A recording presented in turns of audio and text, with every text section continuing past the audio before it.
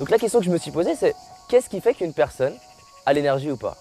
Et qu'est-ce qui se passerait si j'expérimentais de gérer mon énergie intérieure? Parce que finalement, si ça vient pas de l'extérieur, si ça vient pas de mon chef, mais juste de moi, qu'est-ce qui se passerait si je m'entraînais en moi à créer l'énergie?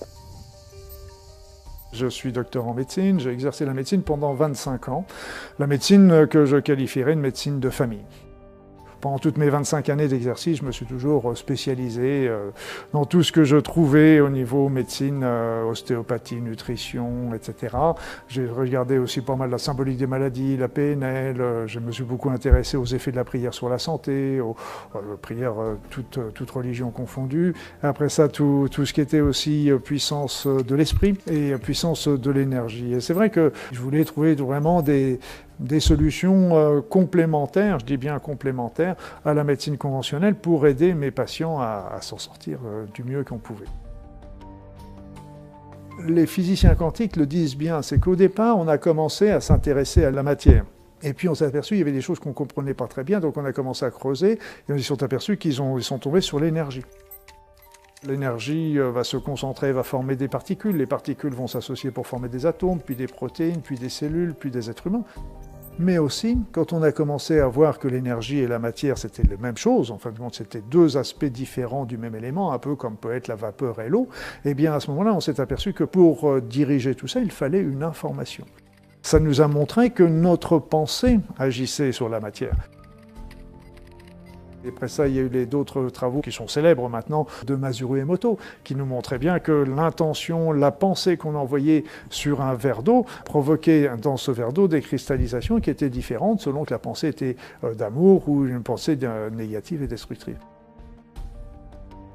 En médecine, tout simplement, on sait très bien que la pensée agit sur notre corps. On sait déjà l'effet placebo. Qu'est-ce que c'est l'effet placebo? C'est l'effet de notre pensée sur le corps, tout simplement. Le patient croit au traitement qui lui est donné, et simplement ça fait 30% de tous les résultats positifs de toutes les médecines. Médecine conventionnelle, médecine naturelle, médecine énergétique, toutes bénéficient de cet effet placebo. Et puis après ça, même la sophrologie, l'hypnose, ils font que passer l'induction, et l'esprit de la personne va agir sur le corps. Comme on met la personne en plein état modifié de conscience, tout ce qu'on lui passe, à ce moment-là, elle le prend tout de suite et elle agit. C'est ma pensée qui attire les situations. Donc déjà, on prend conscience que ma pensée attire des situations. Et là, justement, comme le disent très bien les psychiatres et les psychologues, ils le disent, ok, nous avons un inconscient et un conscient, et ce n'est pas notre conscient qui nous dirige. Notre inconscient nous dirige dans 99% des cas. Or, cet inconscient, il est programmé par toute notre éducation. Moi, je suis ancien kiné, ostéopathe, etc. Et recevant beaucoup de personnes que les autres thérapeutes n'arrivaient pas à résoudre, je me suis penché un peu plus sur les aspects psycho-émotionnels donc des personnes que je recevais. Ce que j'observe surtout, ce qui bloque les gens, c'est les croyances négatives et les conditionnements, beaucoup. Voilà, par exemple, l'enfant, on leur a dit qu'ils n'étaient pas à la hauteur, ou ils étaient bons à rien, etc. Toute leur vie, ils ont programmé des comportements en relation avec ces paroles qui ont été dites, ou ce qu'eux, ils ont pensé à l'époque du jugement qu'on a pu avoir sur eux. De manière automatique, on est tout le temps sur ce fonctionnement. On émet tout le temps des pensées. De notre champ énergétique est émise une fréquence. Et cette fréquence-là, en fonction de nos pensées, de nos mémoires, de nos conditionnements, elle va attirer notre réalité. Et par notre inconscient, nous créons beaucoup de choses, mais comme je dis aux gens, à notre insu. Vous êtes victime de vous-même.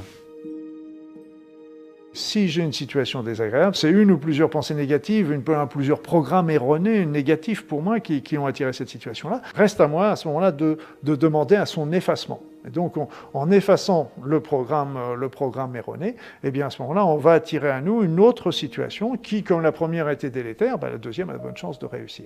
Donc, à qui on demande Ho'oponopono, les Hawaïens demandaient à leur divinité intérieure, à leur représentant, à l'étincelle divine qui était en eux. D'autres vont demander directement à Dieu. Et ceux qui ne croient pas à tout ça, ça n'a aucune importance, demandez à votre inconscient, à votre subconscient, et ça marchera tout à fait bien. Il faut rester toujours en adéquation avec ses pensées, avec ses croyances. Moi, je dis simplement, je demande à ce que la mémoire erronée, ou les mémoires erronées qui ont été à l'origine de ça, soient effacées de mon inconscient. C'est pas un traitement, ça ne remplacera jamais la psychothérapie, etc. C'est une philosophie de vie qu'on peut utiliser largue à main nue pour améliorer notre quotidien. Et là, d'un seul coup, nous ne sommes plus des victimes. On n'est pas en train d'attendre que la vie passe, elle passe devant nous. Moi, j'en connais combien de personnes qui attendent toujours que quelque chose arrive dans leur vie.